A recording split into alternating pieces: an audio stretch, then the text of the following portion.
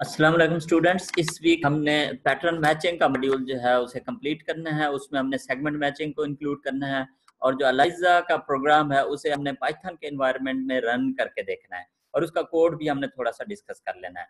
तो बेसिकली इस वीक के ऑब्जेक्टिव्स हमारे ये हैं कि एक तो हमने सबसे पहले लास्ट जो पैटर्न मैचिंग की असाइनमेंट थी उसका सोल्यूशन जो है वो रन करना है। उसके बाद हमने जो है पैटर्न मैचिंग से रिलेटेड जो मैच सेगमेंट का प्रोग्राम है उसे हमने जो है अंडरस्टैंड भी करना है और उसकी डिफरेंट कॉल्स को हमने जो है वो रन करके देखना है। और जो हमारा मेन मैच पैटर्न का जो मेन फंक्शन था उसे हमने उसे एक्सटेंड करना है for this to include match segment function.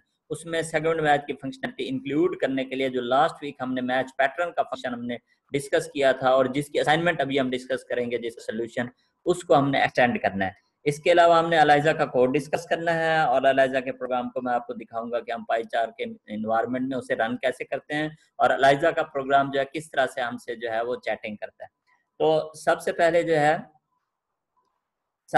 जो है सोल्यूशन देखते हैं। इसमें हमारे पास एक पैटर्न मैच फंक्शन की कॉल दी गई थी जिसमें हमारे पास जस्ट एक डमी कॉल थी जिसमें कुछ हमारे पास ये पैटर्न है कि ए बी सी जो है हमारे पास ये सिंबल्स हैं, ये पैटर्न है जिसमें हमारे पास ये दो लॉजिकल वेरिएबल्स हैं, variable X and variable Y, और ये जो है ये हमारे पास इनपुट है।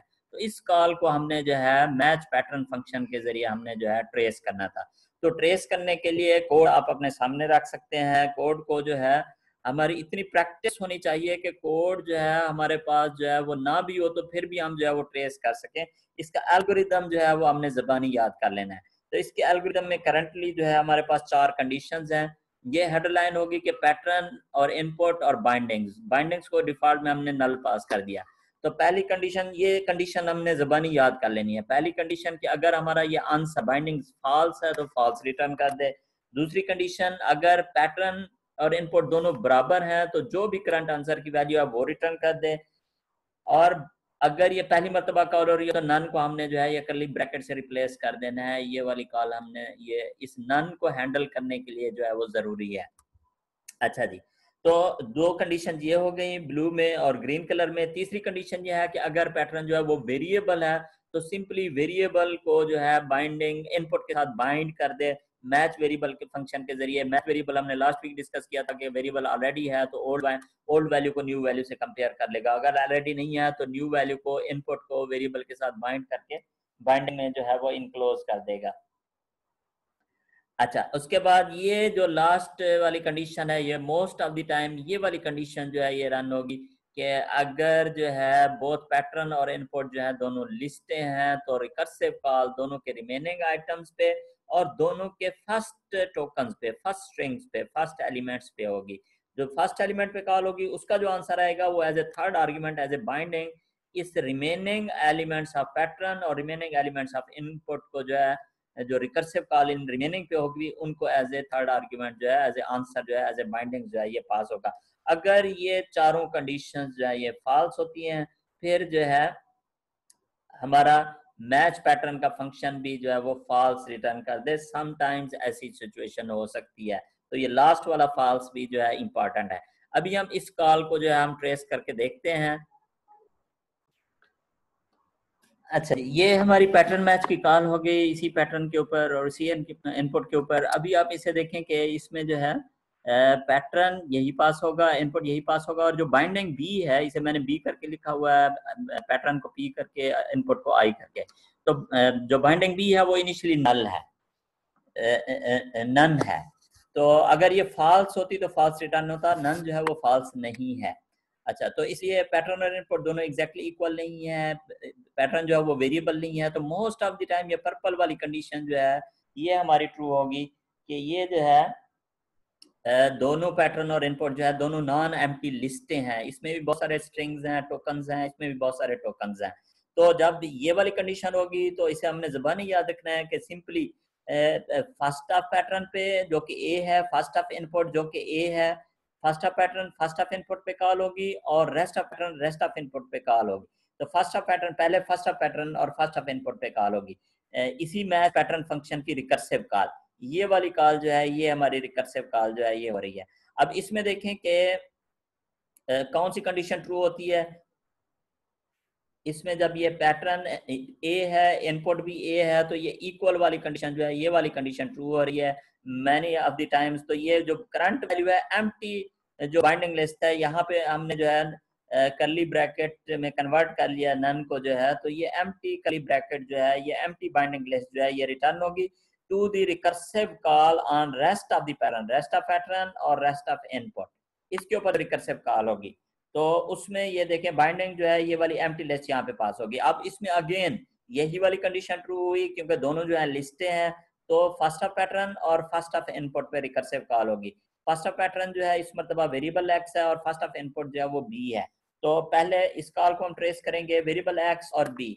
इसमें नजर आ रहा है कि वेरिएबल वाली कंडीशन जो है, ये वाली ऑरेंज कलर वाली कंडीशन जो है ये ट्रू हो रही है कि pattern P as a variable question mark से शुरू हो रहा है, सिंपल लॉजिकल वेरिएबल है। तो सिंपली मैच वेरिएबल कॉल होगा, मैच वेरिएबल चेक करेगा variable x already binding list में मौजूद नहीं है, तो सिंपली इसे बाइंड कर देगा और जिसका आंसर आएगा वेरिएबल एक्स बी के साथ बाइंड होके as a third argument as a binding as a answer यहाँ पे रिटर्न होगा। और ये जो वन कॉलम के साथ पैटर्न और वन कॉलम के साथ इनपुट, मतलब रेस्ट ऑफ पैटर्न और रेस्ट ऑफ इनपुट पे जो कॉल हो रही है, उसमें इसका जो आंसर होगा एज ए थर्ड आर्ग्यूमेंट यहाँ पे ये पास हो रहा है।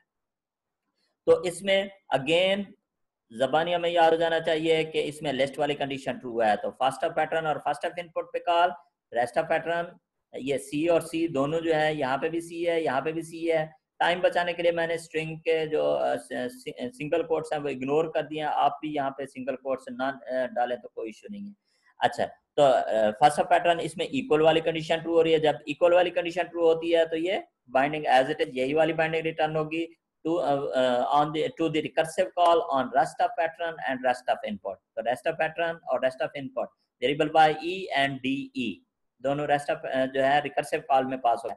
अगेन जो है वही पर्पल वाली कंडीशन, फोर्थ वाली कंडीशन हमारी कि ये दोनों जो है लिस्टें हैं। जब ये दोनों लिस्टें हैं तो फिर अगेन वही काम होगा कि फर्स्ट ऑफ पैटर्न और इस पर रिकर्सिव कॉल, इस मरतबा वेरिएबल y d है तो ये बाइंड बन जाएगी, variable y already binding list में मौजूद नहीं है, वेरिएबल x जो है वो मौजूद है, तो यहाँ पे जो है वेरिएबल y जो है वो d के साथ बाइंड हो जाएगा, वेरिएबल x भी उसमें मौजूद है, और रेस्ट ऑफ पैटर्न और रेस्ट ऑफ इनपुट पे जो है वो रिकर्सिव कॉल होगी। अब इसमें देखें कि पैटर्न जो है वो है तो दोनों लिस्ट है, ये पर्पल वाली कंडीशन अभी भी ट्रू हो रही है, लेकिन उससे पहले जो है ये ऊपर वाली कंडीशन जो है, ये वाली इक्वल वाली कंडीशन ट्रू हो रही है कि ये बेशक ये लिस्टें हैं लेकिन ये दोनों एग्जैक्टली सेम लिस्टें हैं।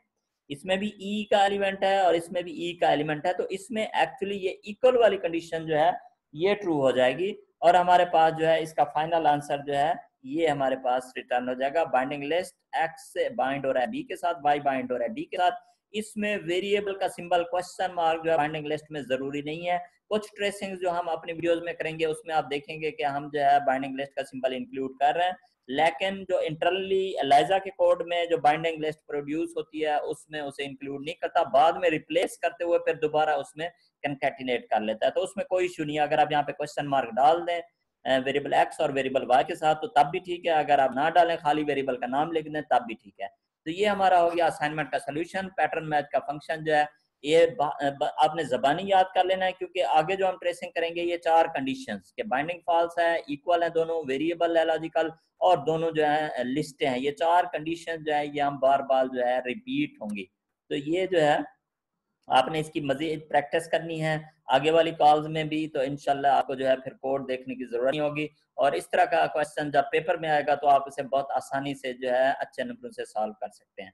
तो अभी इस वीडियो क्लिप को यहाँ पे खत्म करते हैं। नेक्स्ट वीडियो क्लिप में हम सेकंड मैचिंग से रिलेटेड जो है वो हम फंक्शंस जो है वो हम डिस्कस करेंगे।